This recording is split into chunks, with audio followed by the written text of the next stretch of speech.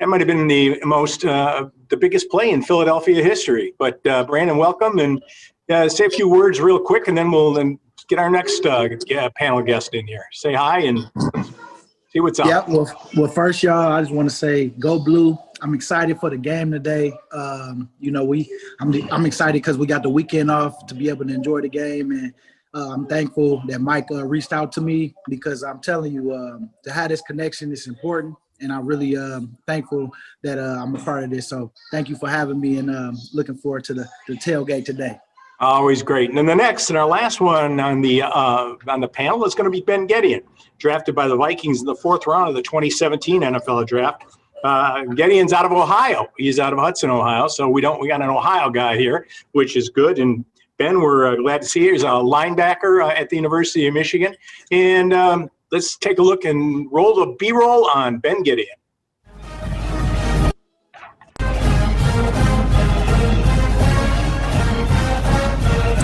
Michigan shows Schwartz and comes with it. Wilson goes down at the 20. It's much football every Saturday. Off the play fake. Oh, Holman's in trouble. Drop just shy of the. It's already in motion on 2nd and 4. Lou foul on the roll. Pressure comes and he's sacked. The impact of the defensive line is. Oh, Gideon shot out of a cannon. Gideon is a great example of a find that Don Brown came up with. Peppers bringing pressure, and down goes Allen. Just gets the snap off. There's confusion, a near collision. Motions out. Barrett sacked again.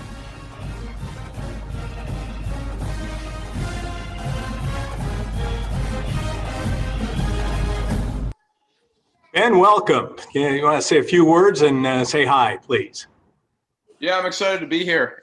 Thanks to FAM for setting this up and reaching out to me and allowing me to be here. I think it's definitely something special that we have going on. And, Mike talked about the organization. I think it's something that I'm going to, try to get more involved in. And I'm really excited that I'm here talking with you guys. I finally have some Michigan ball that we get to watch today. So that's pretty exciting. Well, I'm telling you, we're happy to have all three of you. And I just have to have one question of Mike Martin. Why do we have all three defensive players? What is this? You don't like the offensive side of the game, but it's good to have you guys.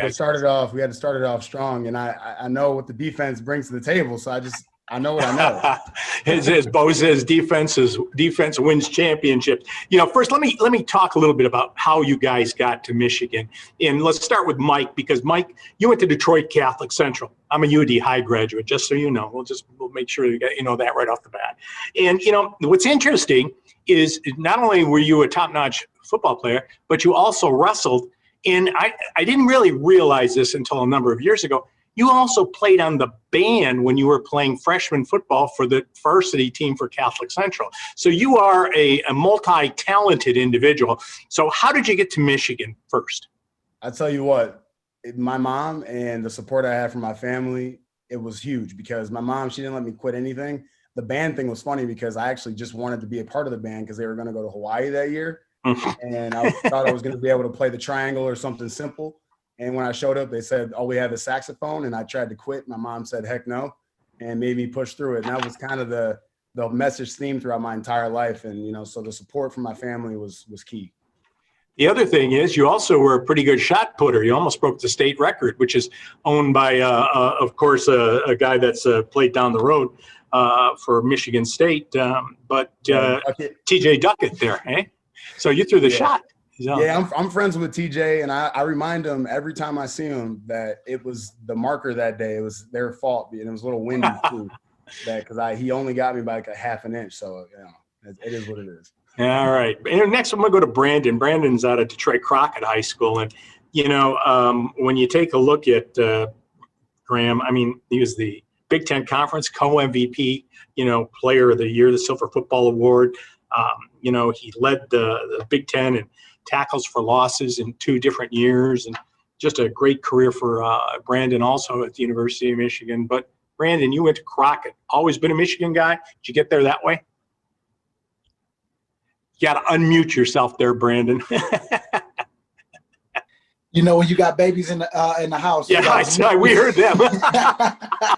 Hey, it's a different life for me now. But I know that my dad used to bring me over to his house, cut my hair, and we watched the game on Saturdays and Sundays. We'll watch the Lions, and that's how my weekends pretty much went, going going over to my dad's side of the family.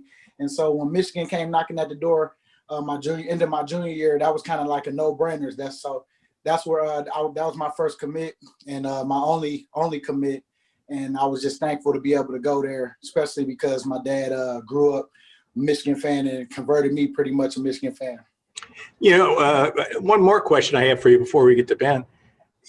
Did you talk to Tom Brady at all after that game at the Super Bowl, or has he ever talked to you about that play?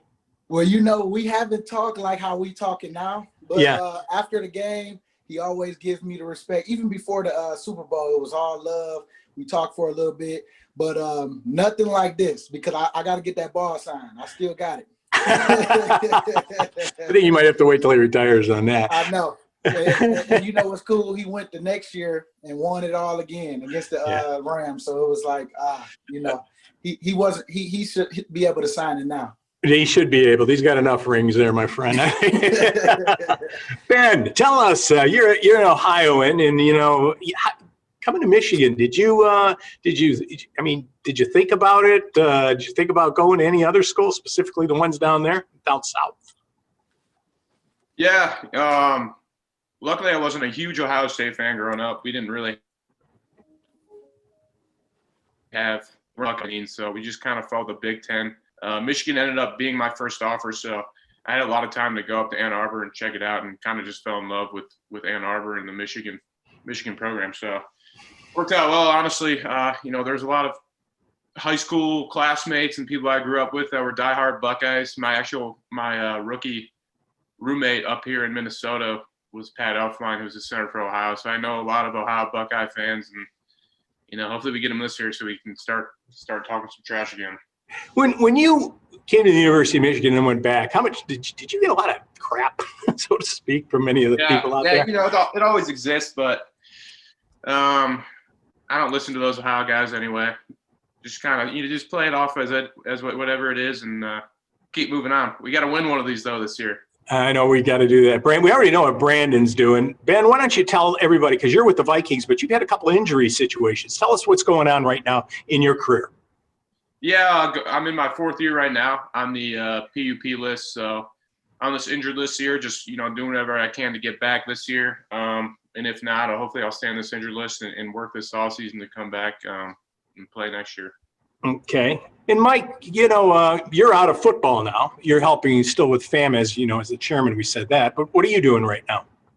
So I'm a financial planner, and that was something that when I was going through, Brandon and I actually had the same financial folks that we worked with. Mm-hmm. So we were around really smart people, and I wanted to just take accountability and ownership of my own financial situation, and then wanted to find a way to help other people. So that's what I'm doing, and I enjoy it a lot. When you take a look, I'll ask all three of you guys, and we'll start with Mike right now. When you take a look at going from high school to college and then the pros, that jump's got to be something from each one of those. Which one kind of scared you the most? I shouldn't say scared, but probably put you back and say, "Ooh, got to really pick my game up." So I would say from high school to college, you feel a really big physical jump. You're like, man, I'm with a bunch of guys that are very, very talented and very athletically gifted.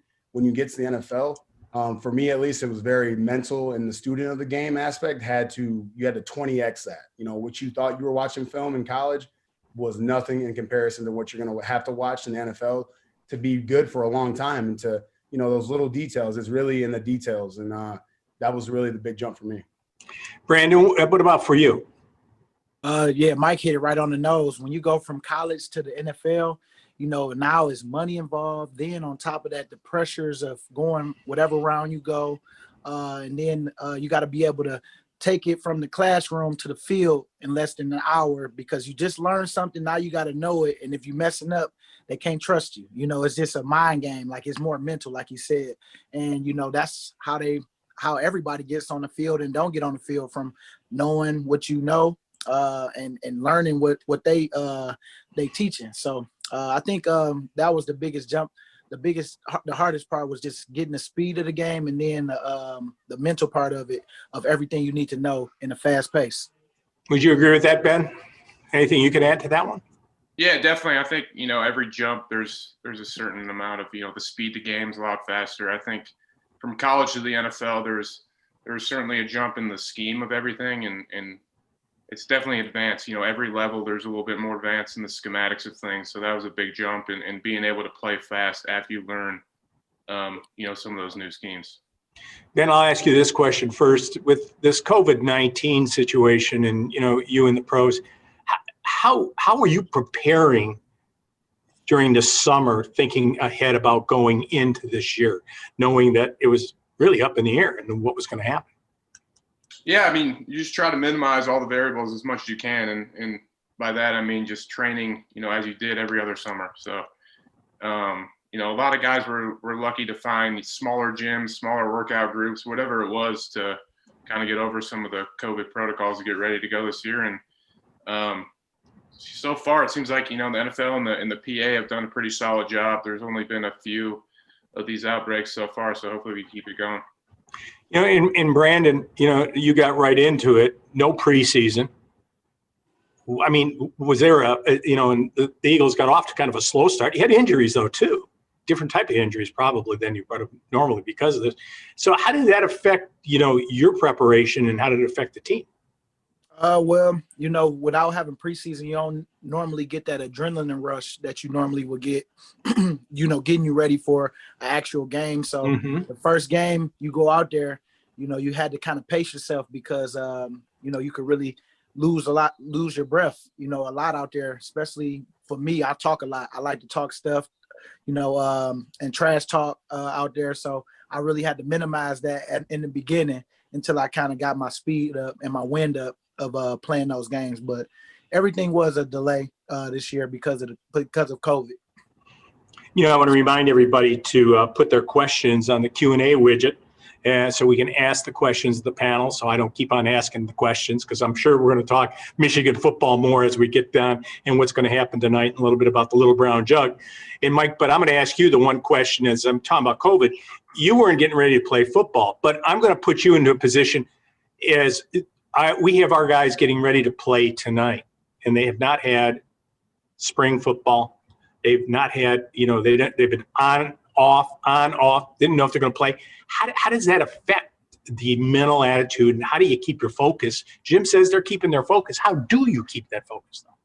Yeah, I would guess that coach is finding a way to replicate, those games that you have to work into the league play, because they don't have that. They're jumping right into league play, and they have to be as sharp as they would in, week 3 and week 1. So that time that they usually would have, they have to work all those kinks out in practice, and they have to be able to make sure they're flying full throttle. And it's going to come down to paying attention to that game plan and making sure that they execute. And they have to understand there's no, real margin of error, because, every game really, really does count more than it actually does usually, which you think would be impossible for it to happen, but it does.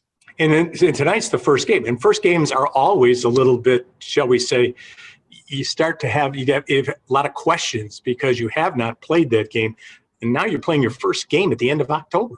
It's got to be different, isn't it, Mike? I mean, can you put yourself in that situation? And the thing that I would say is I hate watching. I don't like to be on the sideline, period. So these guys have been like dogs on a leash. Like, I want to play. They're watching everybody else play, and I know they're pissed off. And I've talked to a few of the guys, and they hated having to sit while everybody else was being able to play, because these guys worked their tails off, and I felt bad for them. But now they have their opportunity. Now it's time to go. And, those kinks, they got to get them out in the first or second drive of the game, because there's going to be mistakes. They got to understand that there's going to be things that will happen, but when it does, understand, hey, let's go. We got to bounce back and get it right. All right, and we're going to start getting some questions from our viewers and the audience. And to get those questions, we're going to bring in another member of FAM who's pretty much he's on the board. Not only on the board, but he is your Mr. PR guy, Jason Cummings. Jason's done a great job of putting this together and getting all the guys together. Jason, welcome. And what's the first question that we have for our panel? Hey, thanks a lot, Bruce. So the first question is coming from Rhonda Valentine. And the question says, Minnesota looks tough. That said, Minnesota hasn't won versus Michigan in a long time. Is this more a mental or physical game tonight? Let's start off with Ben. He's the guy who's been he's the youngest of the group. We'll let Ben answer that one first. Yeah, I think, without spring ball, all these different things that happened with COVID, it's going to be interesting to see how either team's tackle and some of these things that you can't necessarily practice at practice that often. I think tackling is one of them. And that's kind of something we saw up here at the beginning of our season is you just don't have a lot of reps tackling in my situation. So I think it will come down physically, how we can execute technique and yeah, I'm excited to watch these guys. It's been too long. So, Brandon, does the offense or the defense have the advantage in these first games? Like you said, like defense, if you're tackling and you're doing a lot of stuff right in the beginning on your first game, I mean, that's something you could build off of because we always talk about getting the ball carrier on the ground, but I feel like on all.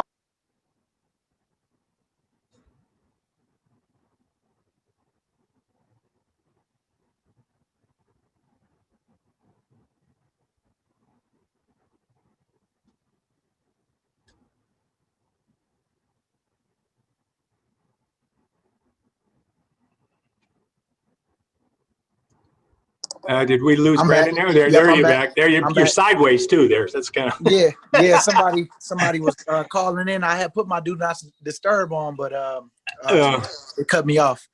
But yes, on offense tonight, what I would like to see is the quarterback play. I love to see how Milton's going to do. I feel like that's what we've been missing, a quarterback, because we've been having the defense to hold them, but just haven't had the offense to pretty much get after it like we need to. But I'm excited for tonight because I think it's going to be a lot of answer questions tonight, and I'm just excited to see Michigan play. Okay. Jason, we have another question. I see. We got a question from Samuel Garcia. Mm-hmm. And Samuel's question is, how does the lack of fans affect the environment? And how do you think that will affect us tonight? Well, I can start with that one. Honestly, it's going to really affect them because I'm telling you, you got to create your own energy out there. Things that normally like this, you can really tell if a team really messes with each other. Because that's what we said for us. Like when we're out there, we like now we're supporting and doing all that because we've been through it. But in the beginning, we wasn't doing all that. Like we was just yelling and stuff at first. But then as the game went on, you don't have those timeouts. At timeouts, it's just quiet. You don't have the jumbotron going off and fans in the crowd and little stuff that you didn't notice before you noticed then. And you really appreciate the fans and the activities that they have for like timeouts, halftime show, all that stuff. And just seeing people in the stands, period. They gotta really bond together and bring their own energy today.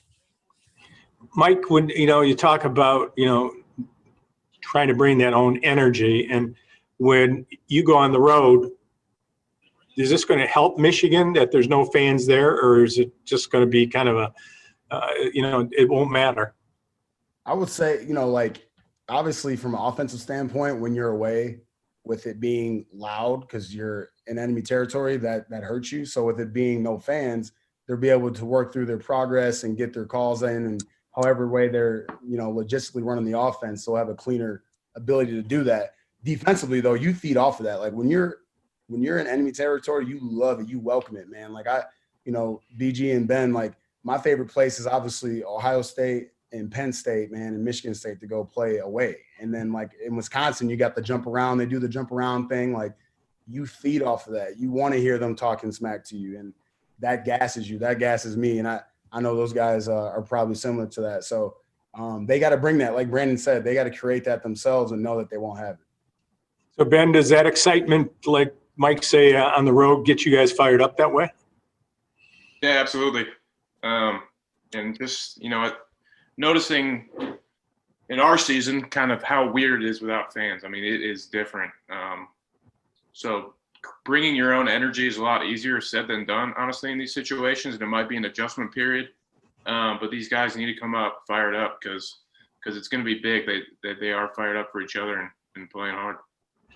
Okay, Jason, we got another question there from the audience? I think that's it for right now. Okay, that's it for right now. Okay.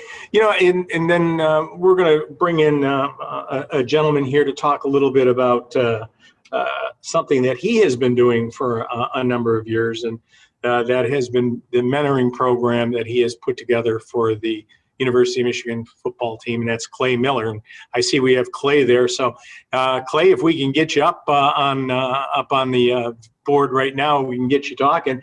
Clay, by the way, there you go. We got Clay out there. And let me tell you, this is we talked about recruiting before. This is kind of interesting because Clay Miller, he basically was born in Ohio, and you brought up in Oklahoma. Wasn't Barry Switzer your neighbor of sorts back then, Clay? About 2 blocks down the street. Yeah. 2 blocks. So here he is. He's recruited by all these people, and he ends up coming to Michigan. And tell people why you came to Michigan. Well, I'm a 3rd generation Michigan alumni. So my grandfather went to Michigan and became a doctor there. My dad and mom both went to Michigan, and my dad went to law school there. And he was a law professor, and that's how we ended up in Norman, Oklahoma. So that's how I got to Oklahoma from Ohio. Okay. And you talk about it, but academics has always been a strong part of what you've been all about. You've been all academic, Big Ten, all academic, all American, great offensive lineman. You also drafted in the pros, and and you developed your own company. As you're talking with a number of people as you're there with Stone Arch up in Minneapolis, and now you're bringing all your thinking processes of how you've gone through law school at Northwestern, the Harvard Business School, the University of Michigan, and now you're bringing it back to the University of Michigan football players. Tell us what you're doing. When did you start it first? And tell us how that has gone and what you're doing with this program. Well, thank you, Bruce. As you know, we started this in 2007-8. Lloyd was still there when we first came up with the idea, and really it was just an opportunity to give back. And I just want to say, just like you guys are doing today with the football alumni group, we all look for ways to give back, and I'm just really happy to be part of this today and spread the word. So it started as a small group of guys that came in, and we had a dinner, and it was 4 or 5 of us that talked about our experiences and talked about how the NFL stands for not for long, and you got to have a plan. And today that's grown into an event every year now that isn't just an event. There's an event every spring where we bring in over 100 alumni football players, and then we typically have several people come up and talk, but we break the team into groups that kind of are divided by interest. So law, business, medicine, engineering, entertainment, whatever it may be, and try to provide the existing players with both contacts, role models, and introductions, and sometimes even jobs in those industries that I have interest in when they graduate. And really, it's kind of a network that's really continued to build and flourish. And it's a tribute to all the people that go to the University of Michigan, football players and alumni alike, that all kind of continue to reach back and help the guy behind them and do what they can to help people kind of succeed, both within kind of the sports realm, but also once they're kind of done with their playing days. Well, it's interesting, but you were, of course, 3rd generation. You had a 4th generation individual go there too, and she ran track, didn't she? She did for a year. She had some injury issues, unfortunately, so she had to drop out after her freshman year. But I have actually 2 daughters that have attended U of M, so I'm dating myself. But we keep it in the family. We try to keep the closet pure, nothing but maize and blue. Well, Clay graduated in 1981, and with all these guys up here, they're all kids. The only thing I got in common with anything is Ben's got a mustache as a senior the way I did in 1974. That's about all that I got in common with these guys. But it's kind of neat that you could join us on this, and I'm sure we're going to talk more with you down the road, because it's kind of neat that we have 2 financial advisors sitting on this panel right now with you and Mike Martin. And I think that's kind of neat, and that tells you a little bit about the academics, because I say this a lot.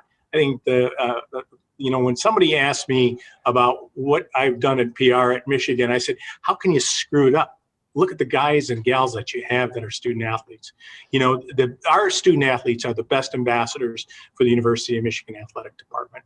Just let them go, let them do what they need to do, and they're going to go to the top, and they always have. And I think that's absolutely fantastic. And I'm really glad. In fact, we got a couple that just joined us. Jordan Glasgow is over there. I see Jordan on the board, and I see Tim Jamison down there. I think the last time I saw Tim, we ran into each other down south somewhere. And, you know, so two great guys. But before we get to those guys and get those guys on, we have two of the presidents of the alumni clubs up there. And Jason, you want to go from there and ask those questions? Sure.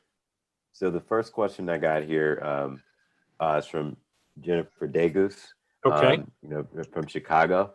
In Chicago Club, it's what's your favorite football and non-football Michigan memory? Ooh. Jennifer Degus. Okay, why don't we start off with Mike? You go first. And so I would say my favorite football memory. So it's actually kind of, you know, obviously, you know, the Ohio State game my senior year, and then the Sugar Bowl going down to New Orleans. I swear that Bourbon Street or whatever felt like Ann Arbor after the game, and it was just like a memory. I've got my helmet sitting over here, and I actually still got the confetti that they dropped that's still sticking in my helmet, and I'll never forget that moment, and it was something that was very special. Non-football, that's still kind of related to football, is that hotel that we stay at that was called the Campus Inn, that's now called the Graduate, I think, right, Bruce? Yes, yeah, it's the Graduate. Yeah, they have this clam chowder soup, man. I'm a food guy. My goodness. Oh my gosh, I'm telling you, this soup, it'll change your life, and it'll actually issues and ailments. So that stuff is amazing. So yeah. All right, Brandon, you jump in right now. You already jumped in on the clam chowder. If it's yours, what are your two favorites? Dang, first off, Mike, that was a good one because that is the best right there. But my football memory was us winning that 500 game against Wisconsin, coming back from 19-0. That was a big game for me right there, and you know, I was so hyped because I had a couple guys on Wisconsin that I knew. And so that was one that I always can remember. And then non-football, just being around the fellas in that new locker room when we first got it, you know, seeing the excitement of everybody, and just, you know, man, missing those guys now. I mean, that's why I'm happy to be back here because I can't remember every conversation, but I remember everybody being so excited when we got all that new stuff with the Glick field and then the new locker rooms and stuff. So I always remember that. Ben? Yeah, favorite football memory had to be my last game in the Big House my senior year. Played Indiana. It was kind of cool. First half, weather was all right, and then we came out after halftime, and it was a blizzard. The whole field was covered. Yeah. I remember that. Yeah. Ended up winning, so it was fun to be a part of. Non-football, I got to say that the clam chowder is gone. That's one of the first things Coach Harbaugh came in and said, no fish night before the game, and he cut out the clam chowder right away. What? Oh. So that was the best. Clam chowder's next level for sure. Yeah, I mean, I agree with Brandon. I think we're lucky at Michigan. You know, I always talk to a lot of guys up here in Minnesota with their college experience. You know, I feel like we have just a good group of guys, and they always recruit a certain kind of guy, and it seems to mesh together well and create lasting relationships. So that's something I'm thankful for. So we're not going to be able to get much from the two guys, but I'm going to put Jordan Glasgow up on this one. Jordan, what do you think are your two favorite memories? And thanks for joining us, by the way. Oh, no problem. I'm glad to be here. Probably my favorite football memory was either the game against Iowa my last year when it was, I think we won 10-3 and we ended the game on defense, or the game against Notre Dame last year where it was just a torrential downpour the entire game. And I think it was like 40 degrees and everyone was just absolutely soaked and it was just freezing. And I mean, that was the second time I was able to play Notre Dame while I was at the University of Michigan, and we were able to kind of beat the brakes off them a little bit, and it felt good. So I mean, that was that was probably my best football memory. And then, I didn't really ever get to try the clam chowder. I was the first year of Coach Harbaugh, so like I never got to experience it at Campus Inn, or the Graduate as it's now called. But I would say that my favorite non-football memory is also still related to football in a way. I guess it's just something that kind of embodies my academic career throughout Michigan. I remember that whenever you go through finals, it always seems like football is specifically scheduled to make it more difficult for you. So I remember I had a final the next morning, and we had a practice that for some reason ended at 9:30 p.m. So, and my final was at 8 a.m. the next day. So I was I got out of that practice. I think I got up to one of the meeting rooms at around 10 p.m. and I studied with one of my friends from 10 p.m. until 12:30 or 1 o'clock. And then I went home, got up, and then took the final at 8 in the morning. So that was just something that kind of encapsulates being a student athlete, especially at the University of Michigan, and the big demands that it puts on you academically and athletically. Tim, are you there? Tim Jamison, are you there? Tim, you want to answer that? Yeah. First of all, thanks for having me, guys. Hold on, let me try to get this video screen. There we go. There you go. There he is. What's up, guys? It's been a while since I've seen those faces, man. Y'all was babies. Y'all was babies. Oh my goodness. Yeah. So I would say my favorite football story had to be Coach Carr's last game at Capital One Bowl down in Florida. We were playing Tebow. They had just came off the year, win the national championship, and the year prior, we kind of got in the scuffle because we lost to Ohio State, was ranked 1 and 2, and we had a chance to play them again in the national championship, and Urban Meyer came in a campaign, and Coach Carr took the upper road, the high road, and they got a chance to go there. So we got our rematch against them in the Capital One Bowl, and we beat them pretty handily. And it was awesome for Coach Carr to end his career with a win, and so that was awesome, and play with my teammates like that. So non-football story, I can't believe nobody talked about how they had to get up there and sing their freshman year, all those songs and things like that. That was always a sight to see. I don't want to tell nobody stories, but it was pretty funny. And just to bond with those teammates, like all these guys said, when you leave, it's all business. Whether you go into professional, whether you go play pro and things like that, it's the business.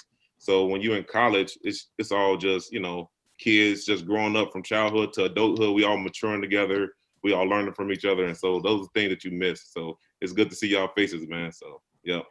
All right, we have some questions from some of the presidents of the clubs, and I'm going to turn it over to Jason right now. Jace, can you get those questions going, and we'll get it to our 3 panelists and see what we can do.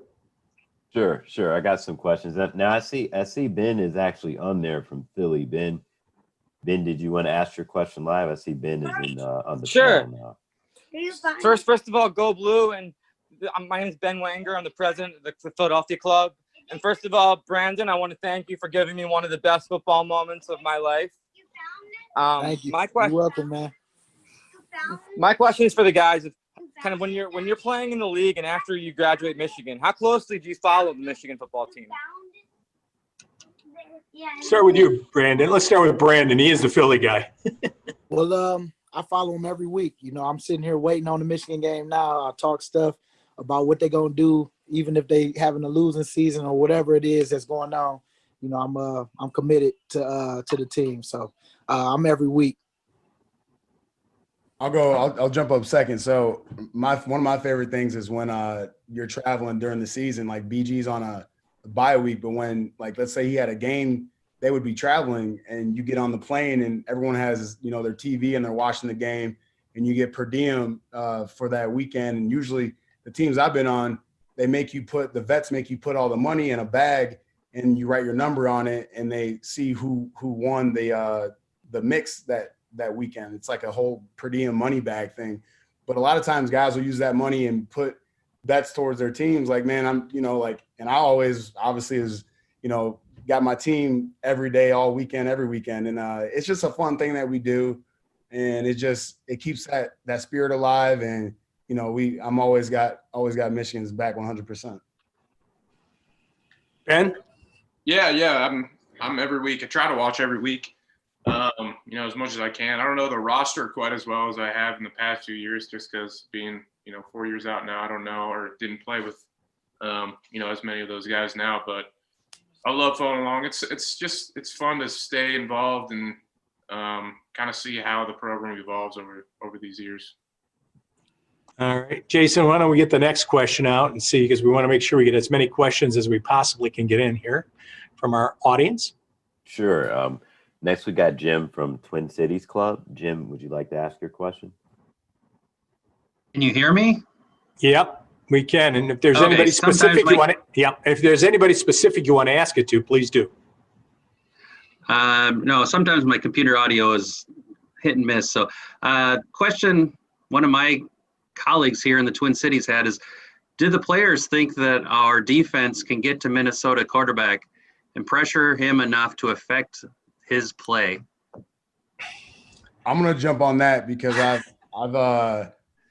yes, we're going to go right to the chase. Second of all, I've kept a relationship with Aiden, Hutchinson, Kwity Paye, and Carlo Kemp, and those guys, man, they're ready. And I know they're going to rush the passer. So talking to the defensive linemen, these guys, they know that they have to get to the quarterback. They know where his spot's going to be. And when you talk about, as a defensive lineman, they tell you where's the quarterback going to be and his drop back and everything. They know he's going to be in that, that 5 to 6 to 7 yard range. Get to the spot and you'll get to the quarterback. Yep. I'm with you on that, Mike. I worked out with Aiden this offseason up at Barwis, and during COVID, once everything kind of opened up a little bit, and just to see him, I was like, wow, okay, now I see he the real deal. So it was fun to watch him work out and do all those things. So I'm looking for some big things for him this year, and I'm happy that Big Ten finally let everybody to play. So Aiden, that's my guy tonight. That's my impact player tonight. Yeah, they got a couple legit pass rushers I'm looking forward to watching. I know Don Brown as the DC loves getting after quarterbacks with, some of these aggressive blitzes. So I'm interested to see kind of how the defensive scheme changes a little bit this year from past years, because I know Don's trying to be a little bit more multiple with what we do, and he definitely likes getting after the quarterback, though, so it'll be fun to watch. We're going to put Tim and Jordan in here because both the defense. Jordan, you want to talk about that real quick? Yeah, I mean, Carlo, Kwity, Aiden, all three returning starters in terms of the D-line. And, I mean, they were good last year, and I'm excited to see what kind of gains they've been able to make, this last offseason. And I also worked out with Aiden a little bit over the offseason when we were able to. Mm-hmm. And he's an impressive person, an impressive athlete. And I'm excited what he's going to do. I'm excited to see what Kwity and Carlo's going to do. And then our linebackers, who are also involved in blitzes really often, is a returning starter, and then a person that's been that's played a lot over the last 2 years. And they're going to be a better linebacking core than there was last year, which actually included me. So, I mean, they're going to be a lot better than I was in McGrone, where they're going to be probably one of the best linebacking duos in the country. So I'm excited to see that. You like those ideas, Tim? Yeah, I would say it seems like the D-line, it looked like they're going to be the strength of the defense this year. But I would say due to the weather conditions today, it might be, freezing up there. So I would say focus on stopping the run first, and then the pass stuff will come. When that stuff comes, then you can get after it. I'm pretty sure. I know you guys talked about it playing during the COVID season. You always got to make sure that they took care of their bodies. So I just want to make sure everybody stay healthy, and you don't want nobody pulling no injuries and nothing like that.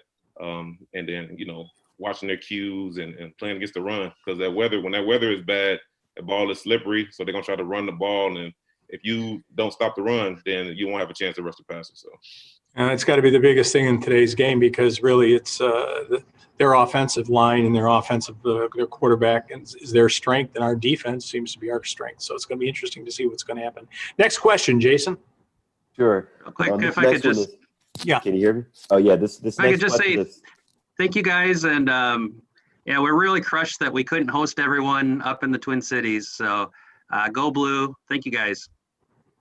all right. Thanks, Jim. The next question is from Celeste Northern from New York City, and this one is important because one of the things we're really trying to do is drive our regional ambassador initiative.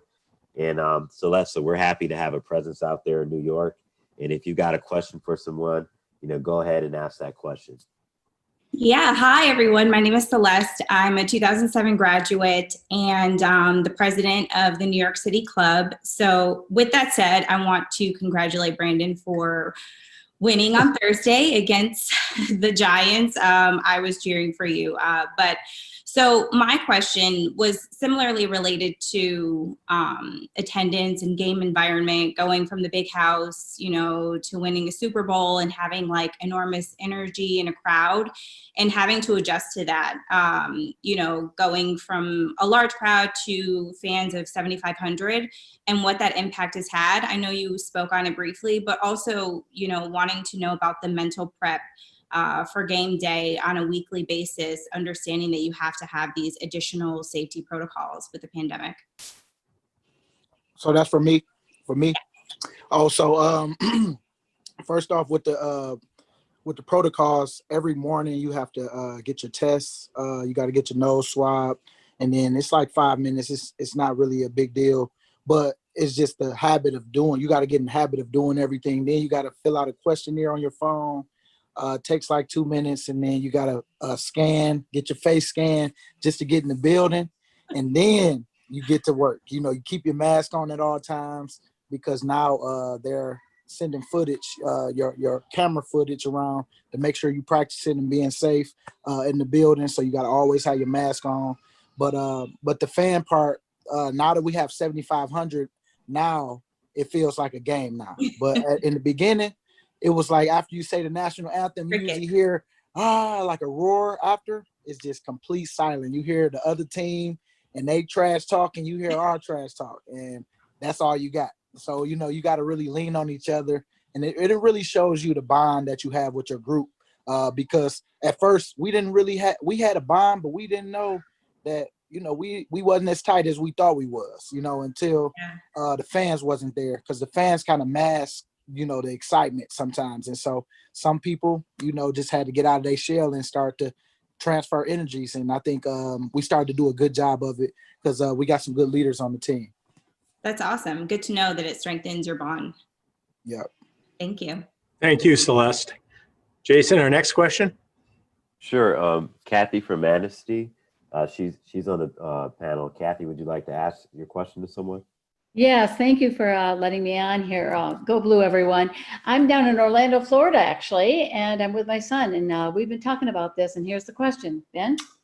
Who's going to step up at wideout this year to replace the big shoes, or the big hole kind of left by Nico and the whole crew? Who's going to be the guy? We'll give that. Let Jordan. Jordan, you're the young guy there. Let Jordan. Let's see. Jordan, can you answer that one? You got an idea?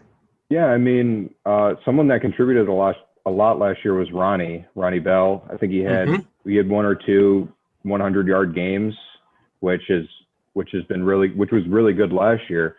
So I mean, him having a bigger role in the offense, and then also having a more mobile quarterback that'll probably be involved a lot in the run like last year with Joe Milton, and then obviously people will step up. Giles Jackson was a big person that they used, that we used in jet sweeps and stuff like that. He'll be more integrated as well. I mean, I don't know who's going to step up in terms of, on the outside, maybe Ronnie will take some reps at, X or Z, or, be the only receiver on one side, try and get him a one-on-one matchup. But, I think Ronnie's going to do really well this year, and I think he's going to be one of the top targets. So. Thank you, Jordan. Appreciate it. All right. Next question, Jason. So this question comes from the Q&A feed, and this is from Ron Kim, as a 90 graduate. And Ron's question is, we are seeing what looks like a number of upsets or near upsets this season. Do you think COVID and mental and practice schedule disruption has equalized the teams a bit more, at least earlier in the season? Seems like all teams are a bit rusty. Well, let's start with Ben on this one. Ben? Yeah, probably. Honestly, been a long time since these guys have went out and played a live football game against someone else, and shoot, it's going to be interesting to see how these teams play. Quite frankly, I don't know. We'll see. I haven't watched many of the college games, but I know in the NFL there was some sloppy play early on, and as you know, the faster these teams can get that down, and like Brandon talked about, the no fans is something that is hard to really realize how much of an impact it makes unless you're there in the stadium. It's different, so it'll be fun to watch. I don't know. We'll see. You agree, Brandon? Because, I mean, you've been seeing it with the pros. Yeah. I mean, like, it definitely has an impact. It's no advantage, I feel, because you don't have the offense trying to figure out like communication calls. I mean, communication, everybody, you can hear everybody. So it's just all about you executing and, the physicality of, your team and stopping the run. Like Tim said, you got to be able to stop the run in order to win.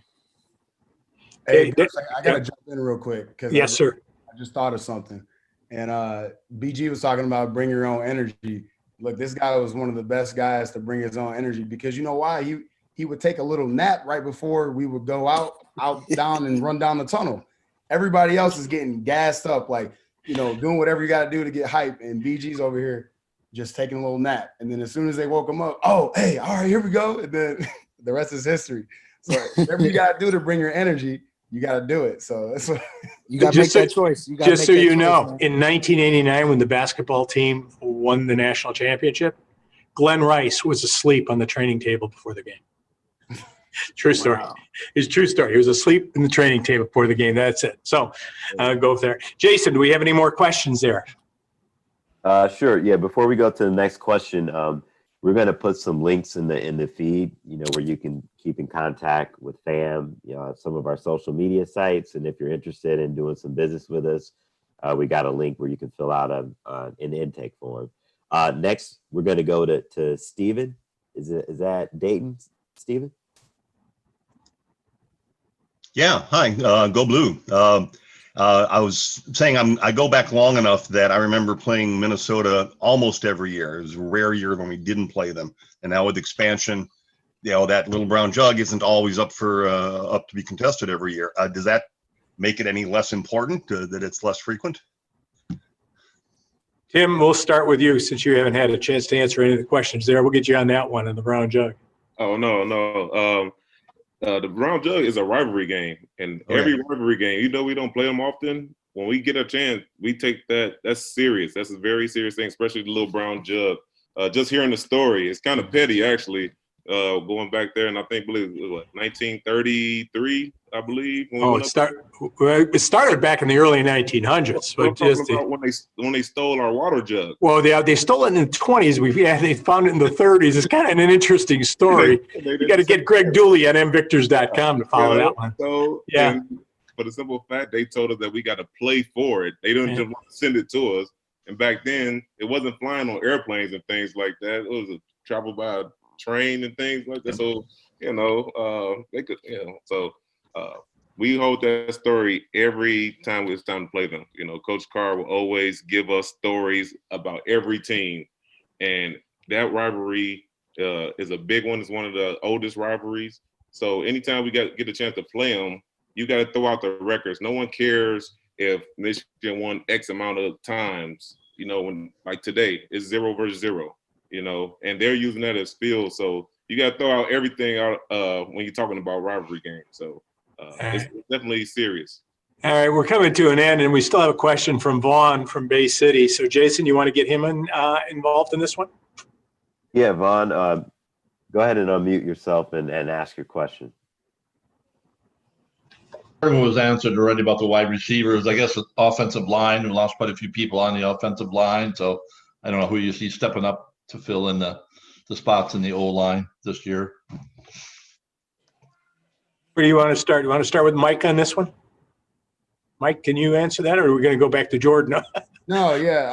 I know there's a lot of young blood on that offensive line, and I was listening to I think Kwity Paye was. I read a quote in the paper, him saying none of these guys are scared to step up. Like, they know it's their time to step up, and they're eager and they're doing it. They're fighting to battle for that spot, and that's what you want. They, we've got one guy on the offensive line that has some experience from last year, but not much. But I also heard Josh Gaddis saying that he has confidence in these guys that they're going to get it done, and I know they've been doing what they need to do in practice. Thank you. All right. Thank you on there, Mike. And I want to thank all of our panelists, Ben, Mike, and Brandon. And I'm happy to see Tim there and Jordan jumping in. It's good to see you guys. And next week, we're going to do this again. And it's going to be at 10:30 a.m. before the Michigan State game. And the panel will be of Ty Law, current NFL Hall of Famer, by the way, Brandon Watson with the Jacksonville Jags, and Maurice Williams, by the way, is going to be in. And we'll have some fun talking to them. We appreciate everybody joining us. We couldn't get to all the questions tonight because, of course, we're going to have to be going. And I got to go to work because I think out on the field, if there's going to be any ghost that we're going to find today, they're going to be out on this field today when Deerdorf and Brandstetter do it. And we've got everybody's doing the broadcast from the radio broadcast from the Michigan Stadium press box today. That's how it is with COVID-19. It's going to be a little bit different.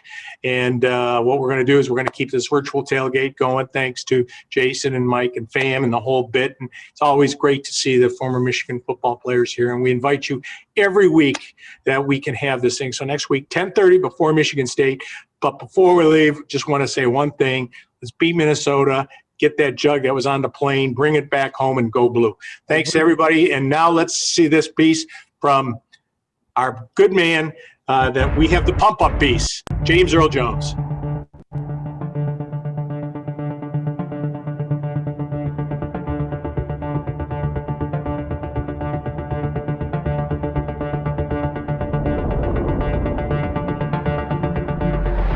This is the University of Michigan. What a football game we're going to have here this afternoon. You are looking live at a sold-out 103,000 Michigan Stadium in Ann Arbor. And the football game from Ann Arbor. The nation will rock with the praises of the maize and blue this evening.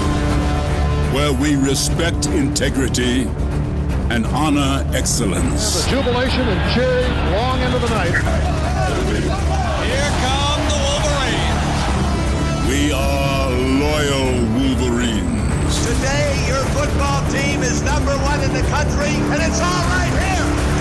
Standing for Midwestern values, hard work, determination, and an enthusiasm unknown to mankind. Old season is over. It's going to be Michigan again. We are the best university in the world. Students and athletes and professors achieving at the highest level. You better believe it. This is our legacy and our future. We are proud members of the Big Ten Conference in pursuit of national championships. We'll win this championship. We have won more games than any team in the country. No one has won more. We believe in football. We did it. Championship football. He has on the shoulder. For Braylon, up in the air. Touchdown! Touchdown, Billy! Shoelaces flopping in the wind. We shy away from no challenge or opponent. Brady. We bow to no man. We bow to no program. We are Michigan.